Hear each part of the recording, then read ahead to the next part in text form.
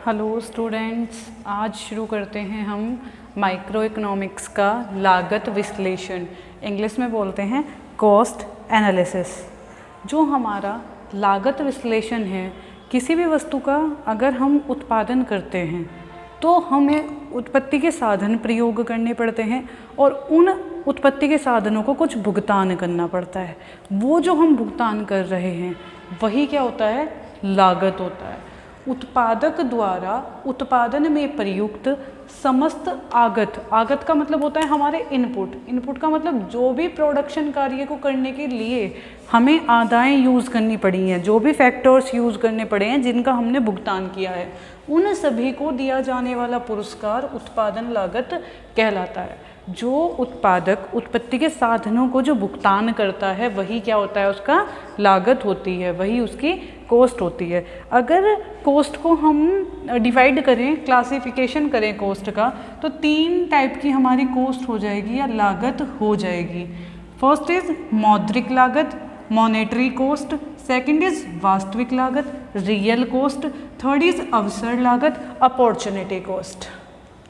जो हमारी मौद्रिक लागत है उसमें देखिए, जब एक वस्तु के उत्पादन में किए गए कुल मुद्रा व्यय को मौद्रिक लागत कहते हैं। किसी वस्तु का हम उत्पादन कर रहे हैं, उस उत्पादन को करने के लिए हमें लैंड भी चाहिए, मतलब भूमि भी चाहिए, लेबर भी चाहिए, श्रमिक भी चाहिए, है ना, कैपिटल भी चाहिए, इलेक्ट्रिसिटी भी चाहिए, रॉ मटेरियल भी चाहिए, कच्चा माल भी चाहिए, विद्युत भी चाहिए। ये सारी चीज़ चाहिए, ये फ्री में तो नहीं आएंगी ना, इन्हें हमें कुछ ना कुछ भुगतान करना पड़ेगा और जो वो भुगतान किया है उसी का योग क्या होता है? हमारा मौद्रिक लागत। मतलब उत्पत्ति के साधनों को मुद्रा के रूप में हमने जो भी दिया है, जो भी उसे लागत दी है या जो भी भुगतान किया है वही क्या होती है? मौद्रिक लागत।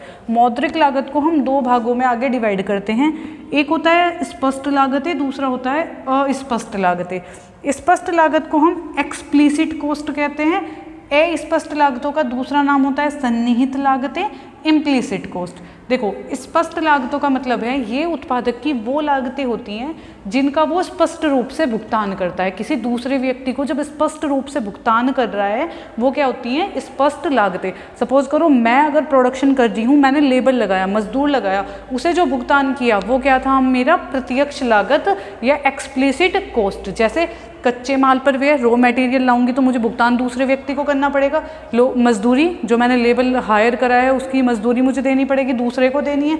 ब्याज, अगर मैंने दूसरे व्यक्ति की पूंजी ली है उस पर मुझे ब्याज देना पड़ेगा। पैसा यदि मैंने लिया है तो इंटरेस्ट तो मैं पे करूंगी, वो ब्याज। विज्ञापन पे व्यय जो करते हैं, एडवर्टाइजमेंट कॉस्ट जो होता है, इसके अलावा बीमा व्यय भी इसी में आएगा। ये सारे हम दूसरे व्यक्ति को कर रहे होते हैं, इसलिए इसे क्या बोलते हैं? एक्सप्लिसिट कॉस्ट या फिर स्पष्ट लागतें बोलते हैं। सेकंड इज अस्पष्ट लागतें या सन्निहित लागतें। अब देखो, अस्पष्ट में क्या होता है? Implicit cost.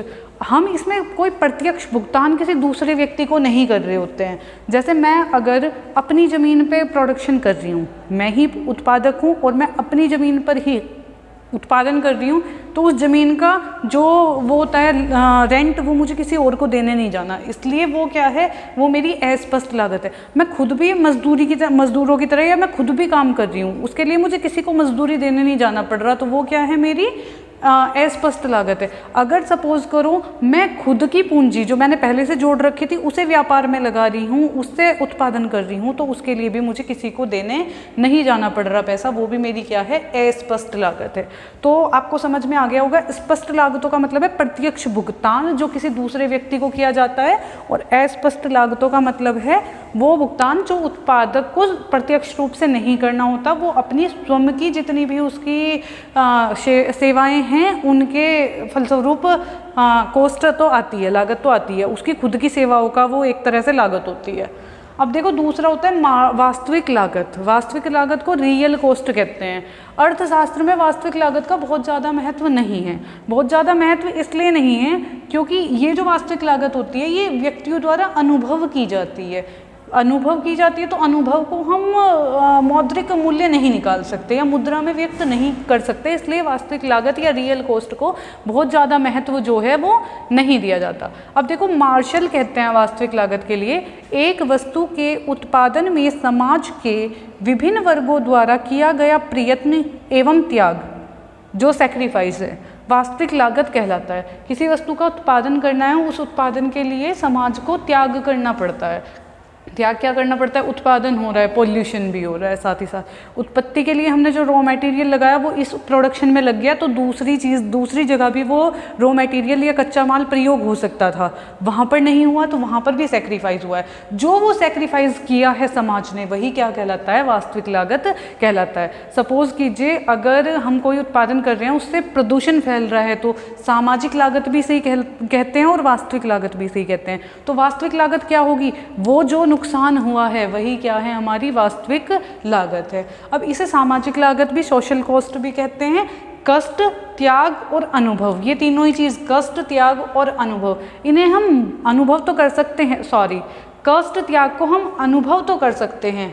मैं पहले ही बता चुकी हूँ आपको कि ये हम सोच तो महसूस तो कर सकते हैं, लेकिन इन्हें पैसे में नहीं माप सकते, इसीलिए इसका इतना ज़्यादा महत्व नहीं है। अर्थशास्त्र क्या है? अर्थशास्त्र, अर्थ माने धन, धन का विज्ञान या धन का शास्त्र ही अर्थशास्त्र है। तो जिस चीज़ में धन ही नहीं है उसके बारे में अर्थशास्त्र में बात करना उतना इम्पोर्टेंट नहीं है। जब हम कल्याणकारी अर्थशास्त्र पढ़ेंगे उसमें इम्पोर्टेंट हो जाएगा, लेकिन यहाँ जो लागत है, लागत किसी व्यक्ति द्वारा दूसरे को दिया जाने वाला भुगतान ही होती है, या उत्पादन के साधनों को उत्पत्ति के साधनों को दिया जाने वाला भुगतान ही होती है। इसलिए वास्तविक लागत का उतना ज़्यादा महत्व नहीं है। वास्तविक लागत में जो ऑस्ट्रियन अर्थशास्त्री थे उन्होंने इसमें थोड़ा सा चेंज किया, इसे मॉडिफाई किया और अपॉर्चुनिटी कॉस्ट, अवसर लागत बनाकर प्रस्तुत कर दिया गया। और अवसर लागत का बहुत ही महत्वपूर्ण स्थान होता है हमारे अर्थशास्त्र में। अंतर्राष्ट्रीय अर्थशास्त्र में हेबर्लर ने, प्रोफेसर हेबर्लर हैं, उन्होंने अवसर लागत सिद्धांत दिया है, जो हम करेंगे इंटरनेशनल इकोनॉमिक्स में। अभी देखो पहले अवसर लागत होती क्या है वो यहीं पे समझ लो, वहाँ पर भी काम आ जाएगा। किसी वस्तु की अवसर लागत वह सर्वश्रेष्ठ विकल्प है जिसका उत्पत्ति के उन्हीं साधनों द्वारा उसी लागत पर उस वस्तु के विकल्प के रूप में किया जा सकता है। दोबारा समझो, किसी वस्तु की अवसर लागत विकल्प मूल्य होती है, सर्वश्रेष्ठ विकल्प मूल्य, जो उत्पत्ति के उन्हीं साधनों द्वारा उसी लागत पर वस्तु के विकल्प के रूप में किया जा सकता है। सपोज कीजिए एक व्यक्ति है, ये ऐसे समझ में नहीं आएगा, अब समझ में आ जाएगा। कोई व्यक्ति है, वो अगर टीचर के योग्य भी है, उसके क्वालिफिकेशन टीचर के लायक भी है, बैंक एम्प्लॉय के लायक भी है, यदि वो टीचर के रूप में काम करता है तो उसे 15,000 रुपये, बहुत ही मिनिमम वेज लेके मैं चल रही हूँ पर ऐसे ही समझा रही हूँ बस।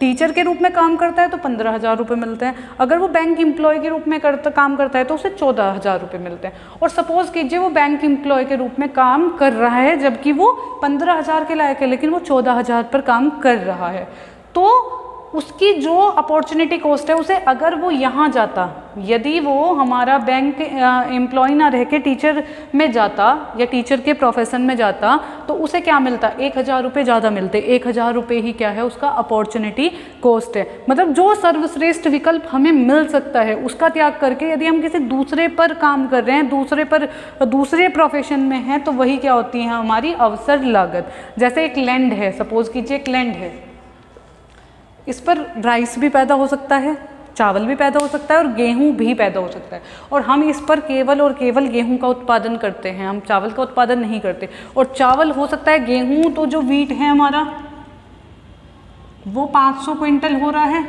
और जो हमारा राइस है वो 700 क्विंटल हो सकता है। तो 200 क्विंटल क्या है? अपॉर्चुनिटी कॉस्ट है, क्योंकि उसी लैंड पर, उसी कॉस्ट में, उसी लागत पर उतना ही पानी खर्च करके, उतना ही सारी कंडीशंस वही रख के 700 कुंटल चावल हो सकता था, लेकिन हमने 200 कुंटल का सेक्रीफाइस कर दिया। वही क्या है? हमारी अवसर लागत है। आई होप आपको समझ में आ गया होगा। अब देखो, ये तो हमारा बेसिक सा कंसेप्ट था लागत के बारे में कि मौद्रिक लागत क्या होती है, वास्तविक लागत क्या होती है, अवसर लागत क्या होती है। सबसे पहले हमारी मौद्रिक लागत आती है। मौद्रिक लागत में मैं आपको बता चुकी हूँ, आपको समझ में भी आ गया होगा कि एक ही वस्तु के उत्पादन में जितना भी मुद्रा व्यय होगा वो सारा मौद्रिक लागत है। वास्तविक लागत मतलब विभिन्न समाज के द्वारा जो वस्तु के उत्पादन के लिए सेक्रीफाइस करना पड़ा है वो वास्तविक लागत होता है। और अवसर लागत का मतलब है सर्वश्रेष्ठ विकल्प को छोड़कर अगर हम कोई और विकल्प चूज कर रहे हैं तो उन दोनों में जो अंतर है वही क्या होती है? हमारी अवसर लागत होती है। अब आ जाइए नया एक कंसेप्ट है अल्पकालीन लागतें। अब हम लागत के दो अदर क्लासिफिकेशन पढ़ेंगे। First is short run cost and other is long run cost. जो अल्पकालीन साधन होते हैं या अल्पकाल की लागत होती है, अल्पकाल की बात करो तो उत्पत्ति के जितने भी साधन होते हैं उनमें से कुछ तो परिवर्तनशील होते हैं और कुछ स्थिर होते हैं जिन्हें हम अल्पकाल में परिवर्तनशील नहीं कर सकते या परिवर्तित नहीं कर सकते। जैसे कि हमने लॉन्ग रन प्रोडक्शन फंक्शन जब पढ़ा था, उसमें क्या पढ़ा था कि सारे के सारे फैक्टर ही क्या होते हैं, परिवर्तनशील होते हैं या वेरिएबल होते हैं। अल्पकालीन लागतों में क्या होगा, कुछ साधन तो स्थिर होंगे, जैसे भूमि स्थिर रहेगी, वो नहीं बढ़ा सकते, बिल्डिंग स्थिर रहेगी, मशीन स्थिर रहेंगी, ये हमारे कॉन्स्टेंट या फिक्स्ड जो फैक्टर हैं। और कुछ साधन परिवर्तनशील होते हैं, जैसे कच्चा माल, श्रमिक, बिजली। अगर हमें प्रोडक्शन बढ़ाना है तो इन्हें भी बढ़ाना पड़ेगा। स्थिर साधनों का मतलब है कि यदि हम उत्पादन बढ़ाते हैं तो भी इन्हें बढ़ाने की ज़रूरत नहीं है, एक लिमिट के बाद बढ़ाएंगे, पर शॉर्ट रन में इन्हें बढ़ाने की कोई ज़रूरत नहीं है। और परिवर्तनशील साधन वो होते हैं, अगर हमें उत्पादन बढ़ाना है उस वस्तु का तो हमें इन साधनों को परिवर्तित करना पड़ता है। जैसे अगर उत्पादन बढ़ाना है तो कच्चा माल ज़्यादा चाहिएगा, अगर उत्पादन बढ़ाना है तो श्रमिक हमें ज़्यादा लगाने पड़ेंगे, बिजली भी हमें ज़्यादा खर्च करनी पड़ेगी। तो जो स्थिर साधनों पर व्यय किया जाता है, स्थिर साधनों पर जो व्यय या फिर एक्सपेंडिचर, जो एक्सपेंडिचर या व्यय किया जाता है स्थिर साधनों पर, उन्हें स्थिर लागत या पूरक कॉस्ट कहते हैं। सप्लीमेंट्री लागत, सप्लीमेंट्री कॉस्ट, पूरक लागत या फिर स्थिर लागत, फिक्स्ड कॉस्ट। तो जो भी भूमि, बिल्डिंग, मशीनरी पर किया जाने वाला खर्च है वो क्या है रहेगा, हमारा फिक्स्ड कॉस्ट रहेगा या सप्लीमेंट्री कॉस्ट रहेगा। इसका उत्पादन से कोई संबंध नहीं है, उत्पादन से प्रत्यक्ष रूप से कोई संबंध नहीं होता।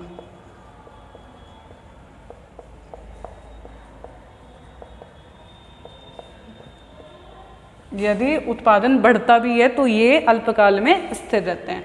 दूसरे होते हैं हमारे जो परिवर्तनशील साधन है, उन पर किया जाने वाला व्यय क्या कहलाता है, परिवर्तनशील लागत या प्रमुख लागत कहलाता है। जैसे जैसे उत्पादन बढ़ेगा इस लागत को भी बढ़ाना पड़ेगा, इसीलिए इसे क्या कहते हैं, प्रमुख लागत या प्राइम कॉस्ट कहते हैं।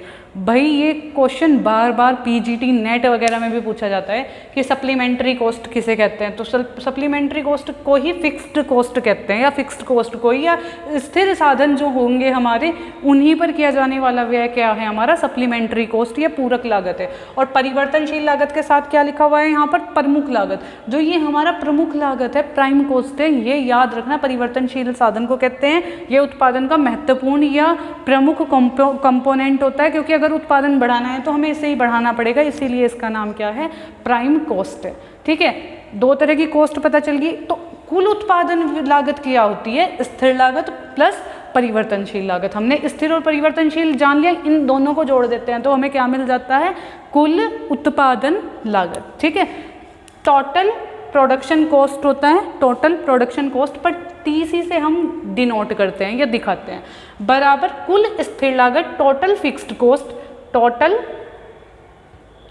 फिक्स्ड कॉस्ट प्लस कुल परिवर्तनशील लागत, टोटल वेरिएबल कॉस्ट। तो टीसी में दो चीज़ आती हैं, कुल उत्पादन लागत में दो चीज़ आती हैं, कुल स्थिर लागत प्लस कुल परिवर्तनशील लागत। ठीक है, परिवर्तनशील लागत प्राइम कॉस्ट, इसे अगर और भी कहना चाहते हो तो ऐसे भी हो जाएगा, supplementary cost plus prime cost. तो टीसी बराबर टीएफसी प्लस टीवीसी या फिर SC, supplementary cost plus prime cost. अब देखो मैं इसका ना, हमारा टीएफसी जो है वो कांस्टेंट होता है, उत्पादन कितना भी हो, मैंने यहाँ पे लिखा है उत्पादन से प्रत्यक्ष रूप से संबंधित नहीं होता, उत्पादन से कोई संबंध नहीं होता। तो टीएफसी हमारा क्या होता है, कांस्टेंट होता है, उत्पादन कितना भी बढ़ा दो या घटा दो टीएफसी सेम का सेम रहेगा। लेकिन जो टीवीसी है वो क्यू का फंक्शन होता है, क्यू का मतलब होता है आउटपुट, आउटपुट का फंक्शन है। अगर आउटपुट बढ़ाना है तो हमें टीवीसी को भी बढ़ाना पड़ेगा, हम मतलब आउटपुट बढ़ाना है तो हमारे जो वेरिएबल फैक्टर हैं, वेरिएबल फैक्टर बढ़ जाएंगे, वेरिएबल फैक्टर बढ़ जाएंगे तो उन पर जो व्यय हो रहा है वो बढ़ जाएगा, यानी कि टीवीसी ऑटोमेटिकली बढ़ जाएगा। तो अब अगर मैं ये डायग्राम आपको समझाती हूँ, इस डायग्राम में क्या है, ये हमारा एक्स अक्ष है, एक्स अक्ष पे हमने उत्पादन लिया है, वाई अक्ष पे हमने लागत लिया, लागत मतलब कॉस्ट लिया है, और यहाँ पर हमने आउटपुट लिया है। दो चीज़ें हमने ले ली है, एक्स एक्स पे आउटपुट, वाई एक्स पे कॉस्ट ले लिए। तो ये जो मैंने एक लाइन पैरेलल ड्रॉ करी है एक्स एक्स के या एक्स एक्स के समानांतर ड्रॉ करी है, वो TFC है, total fix cost. Total fixed cost का मतलब उत्पादन, देखो इधर की तरफ उत्पादन बढ़ रहा है लेकिन कॉस्ट उतनी की उतनी है। तो TFC एक बार खर्च करना पड़ेगा, बिल्डिंग बनानी पड़ेगी, मशीनरी लानी पड़ेगी, लैंड जो है वो लेना पड़ेगा या उसका रेंट देना पड़ेगा, तो ये फिक्स है। जितना है आप उत्पादन ना भी करो, आपने लैंड ले लिया, आप उस पर कुछ भी ना करो, मालिक को तो उसका रेंट चाहिए ही चाहिए। बिल्डिंग है आपने रेंट पे ले ली कि मैं प्रोडक्शन करूँगा, ना भी करो तब भी देना है ना, तो इसका उत्पादन से कोई संबंध नहीं है। इसलिए TFC हमेशा याद रखना, ये AFC नहीं है, वो मैं बाद में बताऊंगी क्या होता है। एवरेज में ये सारी टर्म हम बाद में करेंगे, अभी फिलहाल आपको सिर्फ टोटल कुल वाला देखना है। TFC parallel to X axis होता है। अब देखो ये हमारा TVC यहाँ से शुरू होगा, ओरिजिन से, मूल बिंदु से शुरू होगा। जैसे जैसे हम प्रोडक्शन बढ़ा रहे हैं TVC भी बढ़ रहा है। वही हमने पढ़ा है कि जैसे जैसे हम प्रोडक्शन बढ़ाते हैं हमारा TVC बढ़ता है, टोटल वेरिएबल कॉस्ट बढ़ता है। ये देखो अब TC क्या होता है, TC हमने देखा अभी TFC भी है इसमें, TVC भी है, इसलिए ये TFC से ऊपर से शुरू होगा क्योंकि TVC तो इसमें TFC तो इसमें इंक्लूड है, इसलिए ये TFC से ऊपर से शुरू होता है और जैसे जैसे प्रोडक्शन बढ़ता है वैसे ही बढ़ता चला जाता है। इसीलिए TC को भी क्या कहते हैं, फंक्शन ऑफ Q, यानी कि अगर हमारा उत्पादन बढ़ता है तो हमारा TFC तो कांस्टेंट हो जाता है लेकिन TVC टोटल वेरिएबल कॉस्ट बढ़ता रहता है। इसीलिए ये प्रोडक्शन कर्व जो है ये भी ऊपर की तरफ ही बढ़ता जाता है। प्रोडक्शन कर्व ना कहकर मैं टोटल कॉस्ट कर्व कहूँगी, कॉस्ट कर्व ये ऊपर की तरफ बढ़ता जाता है। तो देखो तुम्हें आसान रहेगा, हिंदी वाले बच्चे हो, ठीक है मैं हिंदी में पढ़ा रही हूँ, लेकिन इकोनॉमिक्स का जो ओरिजिन है ना वो इंग्लिश से ही है। हिंदी के कोई इकोनॉमिस्ट देखे हैं तुमने, बहुत ज़्यादा नहीं है। अगर नोबेल प्राइज़ में भी हम बात करते हैं तो 2 को ही मिला है अभी तक, किसे, अमर्त्य सेन, उन्होंने फर्स्ट नोबेल प्राइज़ इकोनॉमिक्स में, और अभिजीत बनर्जी को 2019 में मिला था। तो इस सब्जेक्ट का जो ओरिजिन है ना वो ओरिजिन ही कहाँ से है, अदर जो हमारे USA हो गया, UK हो गया, इंग्लैंड के इकोनॉमिस्ट हो गए, वहाँ से इसका ओरिजिन है। तो जब वहाँ से शुरू हो रहा है तो इसीलिए इंग्लिश इकोनॉमिस्ट ही या दो फॉरेन इकोनॉमिस्ट ही हम इसमें ज़्यादातर देखते हैं। अब ये ध्यान रखना इसीलिए टोटल कॉस्ट TC, क्योंकि हर जगह कोई आपको बार बार ये नहीं कहेगा कुल उत्पादन लागत, कुल उत्पादन लागत, तो इसकी इंग्लिश की टर्मिनोलॉजी तो याद कर ही लो। TFC total fixed cost, TVC total variable cost, कुल स्थिर लागत, कुल परिवर्तनशील लागत, इतना तो समझ ही सकते हो ना। हम बाद में इसका नेक्स्ट में वीडियो में हम इनमें दीर्घकालीन लागतें भी देखेंगे, उससे पहले हम इनका सभी का एवरेज देखेंगे, मतलब AC, AFC, AVC, ठीक है, एवरेज टर्म देखेंगे। MC क्या होता है, ये सारी मार्जिनल कॉस्ट जो है, सीमांत लागत, ये जो बहुत ही इंपॉर्टेंट चीज़ें हैं। जब हम बाजार में जाएंगे तो कॉस्ट का बहुत बड़ा इफेक्ट होता है। जैसे पूर्ण प्रतियोगिता हम पढ़ते हैं, इन सब में हमें कॉस्ट और रिवेन्यू, ये 2 चैप्टर बहुत ही अच्छे से पढ़ लेने हैं। तो आई होप आपको समझ आया होगा। इसे पूरे को एक बार और देखना, वीडियो देख लेना और पढ़ना खुद से, तो आपको ये क्लियर हो जाएगा। अभी हम आगे इसका जो है सीमांत लागत, औसत लागत, ये सब करेंगे। Thank you so much guys.